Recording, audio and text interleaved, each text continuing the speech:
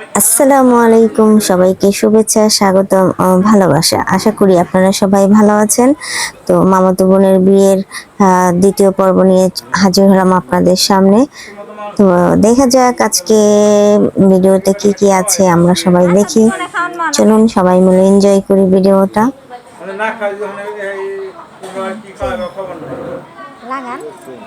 এখানে হচ্ছে মেয়ের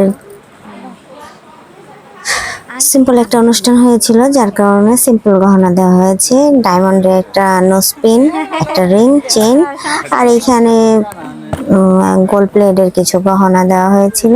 তো সেগুলো আমরা সবাই বুঝে নিচ্ছিলাম ছেলের বাবার কাছ থেকে।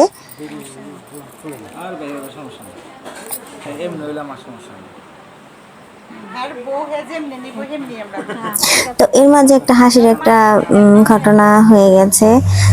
সেই হাসির ঘটনাটা একটু পরেই আপনারা দেখতে পাবেন। তো ওয়েট করুন, দেখা যাক হাসির ঘটনাটা কি হয়েছিল এখানে তখন। আর এদিক দিয়ে মানিক ভাই আমাকে ভিডিও করতেছিল, তো আমি বলতেছিলাম আপনি আমাকে করলে আমিও আপনাকে ভিডিও করব।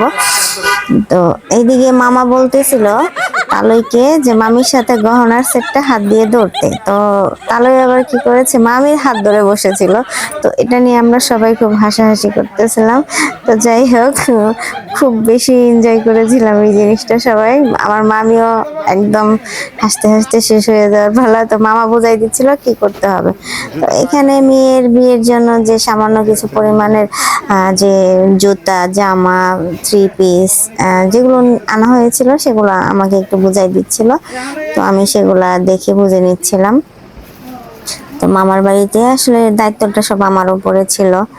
তো আমি ওভাবে অতটা ভিডিও করতে পারিনি। তো মানে বুঝে শুনে নেওয়া আর দেখা, তো এই একটু ব্যস্ততার মধ্যে ছিলাম, ভিডিওগুলো ঠিক মতো আসলে করা হয়নি।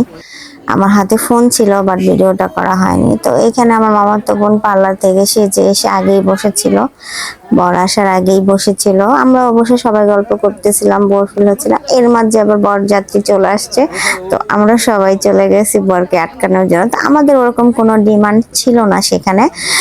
সেখানে ডিমান্ড ছিল না। মামা বলে মানে এটা তো হচ্ছে গিয়া কাবিনে বিয়ে পড়িয়ে জাস্ট রেখে দিবে, 6 মাস পরে অনুষ্ঠান। তো এখন সেরকম বড় করে কোনো অনুষ্ঠান করা হয়নি।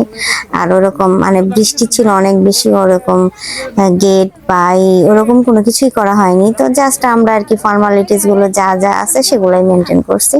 তো এখানে আমরা সবাই খুব মজা করেছিলাম এখানে। তো বরপক্ষের লোকজন মানে আমরা তো শরবত করেছিলাম, 4 আইটেমের শরবত। তো তারা আঙ্গুল দিয়ে চুবিয়ে চুবিয়ে টেস্ট করতেছিল আসলে কোনটা কিসের মানে বুঝতে পারতেছিল না কোনটা কিসের শরবত ছিল। তো যার কারণে তারা টেস্ট করতেছিল। বাট আমরা বলতেছিলাম এটা করা যাবে না, যে কোনো একটা চুজ করতে হবে, যে কোনো একটা খেতে হবে, বরের সাথে যারা আছে তাদেরকে খেতে হবে। তো তারা এটা নিয়ে মানে বেশ মজা করতেছিল, আমরাও বেশ মজা করতেছিলাম। তো বিয়ে বাড়িতে যা হয় আর কি, এটা নিয়ে আমরা একতরফা তর্ক, ওনারা একতরফা তর্ক তো হয়ে যাচ্ছে। মজা করতেছিলাম জাস্ট, আর কিছুই না। তো যাই হোক, এখানে সবাই বলতেছিল যে আসলে কে কোনটা খাবে কোনটা খাবে না। তো এখানে মানে উনি আবার আমাকে এক গ্লাস ধরাই দিল। তো জাস্ট ভালোই ছিল, সেটা ছিল ট্যাঙা শরবত, মরিচের শরবতটা ওনাদের ভাগেই পড়েছে। তো ওনারা তো খেতে ইচ্ছুক নাই মরিচের শরবতটা, তো মানে বুঝতে পারিনি। তারপরেও আমাদের হাসি দেখে ওনারা আসলে আন্দাজ করে নিয়েছে যে কোনো ঝামেলা আছে, যার কারণে মরিচের শরবতটা কেউ খেতে চাচ্ছিল না। তো আমরাও রেখে দিয়েছি, বলছে যে না আচ্ছা ঠিক আছে। ওনারা বলতেছে ভদ্রতা হিসেবে এক গ্লাস রেখে দেই, মানে চালাকি করতে যাচ্ছিল। তো আমরাও রেখে দিয়েছি, বলছে যে ঠিক আছে ভদ্রতা হিসেবে আমরাও রেখে দিলাম এখানে। তো এখানে আমরা সবাই খুব মজা করতেছিলাম। তো যাই হোক, আমাদের সেরকম কোনো ডিমান্ড ছিল না বলে তারা বলতেছিল আসলে আপনারা কি চান। তো আমরা বলতেছিলাম যে আপনারা খুশি হয়ে যেটা আমাদেরকে সম্মান করেন সেটাই, আমাদের কোনো ডিমান্ড নাই এখানে। এখানে ডিমান্ডের পরবর্তীতে ডিমান্ড হবে, যখন নেক্সট ডে যখন অনুষ্ঠান করা হবে তখন এটা ডিমান্ড দেওয়া হবে। তো যাই হোক, এখানে সবাই গেটে তো একটু সময় লাগেই, একজন কথা বলে আরো একজন আরো কথা বলে, তো এইভাবে বলতে বলতে আসলে কথাগুলো অনেক বেশি হয়ে যায়। তো সবাই একটু হাসি হাসাহাসিও করতেছিল। আমার মামাতো বোনের জামাইরা এখানে ছিল, খালাতো বোনের জামাই, তো আমার ভাতিজি মেয়ে সবাই এখানেই ছিল। তো সবাই ওয়েট করতেছিল আসলে কি হয় আর কি হয় না কি বলে। তো যাই হোক, তো আমার ভাতিজির হাতে যে টাকাটা দিতে চেয়েছিল, তো আমরা বলতেছিলাম তো তো ছোট মানুষ, ও বুঝবে না, তো ওর হাতে দেওয়ার দরকার নাই। তো সবাই আমাকে আমার হাতে টাকাটা বুঝিয়ে দেওয়ার জন্য বললো। সবাই আমার ছোট বোনেরা যারা আছে সবাই বলতেছিল যে বড় আপার হাতে দিয়ে দেন টাকাটা। তো আমার হাতে দিয়ে দিল। এরপরে আমরা সবাই মানে এখানে আবার মজা করতেছিল আমার হাজবেন্ড, আমার খালাতো বোনের হাজবেন্ড, ওরা আবার মাঝখানে দাঁড়িয়ে দাঁড়িয়ে কথা বলতেছিল। তো আমরা জিজ্ঞেস করতেছিলাম যে আসলে আপনারা কোন পক্ষের, তো বলতেছে আমরা মিডলের, মাঝখানের, এই দুই পক্ষেরই হয়ে কথা বলতেছে।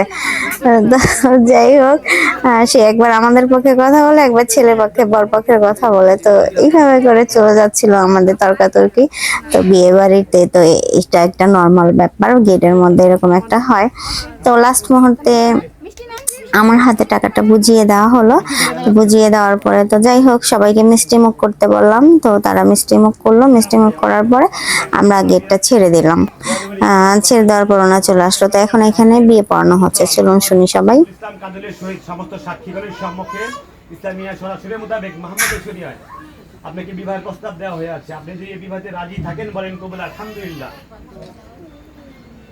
আরেকবার বলেন। আমরা শুনি নাই। আমি যে বলছি আপনি বুঝতে পারছেন? আমি যে বলছি আপনি বুঝতে পারছেন?